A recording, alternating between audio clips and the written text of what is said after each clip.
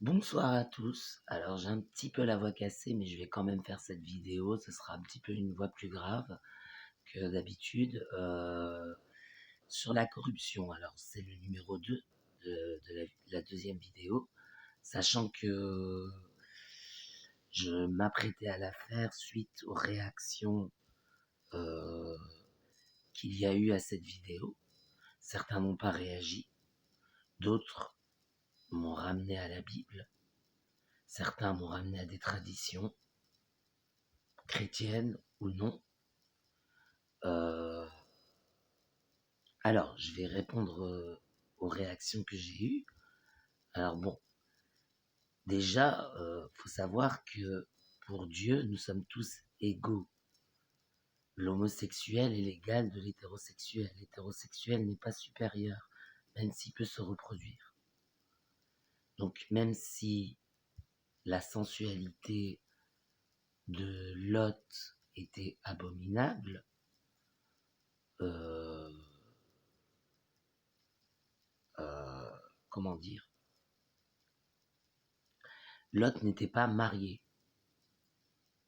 Or, ma vidéo, c'était pas sur l'homosexualité, c'était sur la corruption déjà. Et le mariage gay. Donc, c'était pour ça que je faisais cette vidéo.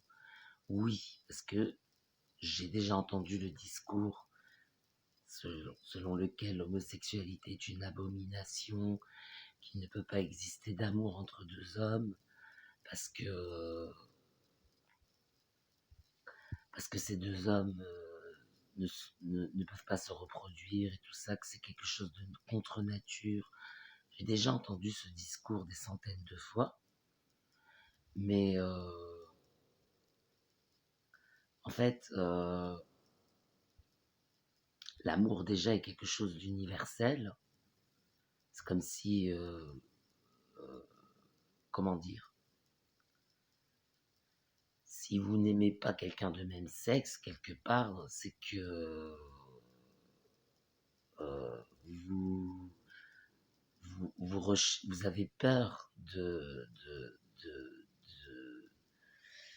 rejeter, de rejeter une femme. C'est bien, c'est normal. Enfin, faut pas rejeter la femme. Et moi, j'ai pas parlé de discours LGBT. Euh, je suis pas un lobby. C'est une recherche que j'ai faite. Si l'idée de vous unir à quelqu'un de même sexe vous dégoûte, cela ne dégoûtait pas Jésus-Christ. Et là, je prends Marie-Madeleine. Alors, je sais, les manuscrits de Nag Hammadi ne sont pas reconnus par les juifs et les chrétiens, ne sont pas apocryphes. Mais moi, j'ai une vision plus globale. Je me dis, si ces textes étaient là, c'est qu'il y avait une raison. En plus, on les a retrouvés après la Seconde Guerre mondiale. Donc, ce qui signifie que c'est pour l'ère moderne qu'elles ont été déterrées, mais il était clair que des textes avaient été ôtés de la Bible. Ces textes ont été ôtés. Marie-Madeleine était un homme. Et Jésus l'aimait. C'était un apôtre. L'apôtre préféré de Jésus-Christ, puisqu'il l'embrassait régulièrement sur la bouche. C'est ce que disent les manuscrits de Nag Hammadi. Maintenant, je sais que le discours des églises, c'est que ces textes ne sont pas valides et que l'homosexualité est une abomination. Et ça, c'est un discours, je veux dire, je ne vais pas user de mots d'oiseau, c'est un discours classique.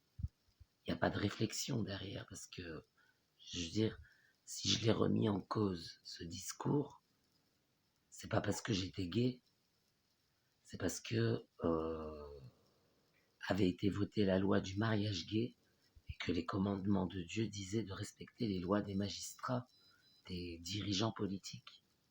Donc, je me suis dit, si je dois respecter cette loi, la respecter, ça ne veut pas dire la rejeter, ça veut dire la respecter, l'appliquer, ça veut dire si demain je suis préfet, je devrais peut-être marier des homosexuels, ou maire, je devrais peut-être marier des homosexuels. Donc du coup, la respecter, sans la combattre, puisque c'est la loi. Du coup, je dois revoir mon texte. Voilà. Et donc, ça se fait pas sans tout ce qui a été ôté dans la Bible. Malheureusement, les églises sont corrompues. Toutes corrompues.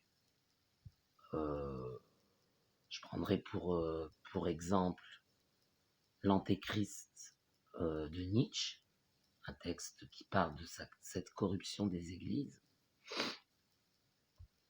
ou bien le livre de Mormon, qui ne parle pas d'homosexualité non plus, et qui parle de la corruption des églises. Le plus grand péché pour ces églises, c'est qu'elles font ça au nom du Seigneur. Donc les gens croient que c'est la parole de Dieu. L'hétérosexualité est supérieure à l'homosexualité. Les gens croient que c'est la parole de Dieu. Et ils le croient. Et ils le disent dans leurs prières, malheureusement. Donc c'est encore de la corruption. Ce n'est pas réglé. Et ça, c'est le diable qui fait ça. Il n'y a que le diable qui fait le péché au nom de Dieu.